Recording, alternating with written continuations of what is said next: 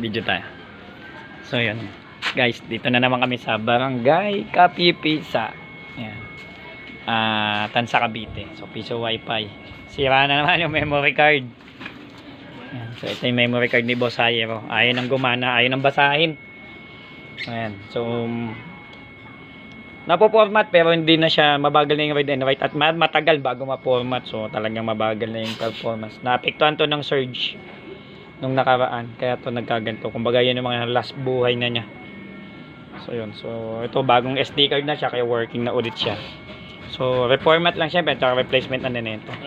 So pag madalas po laging nakukurap, yun, isa sa mga sisira niya maaaring memory card.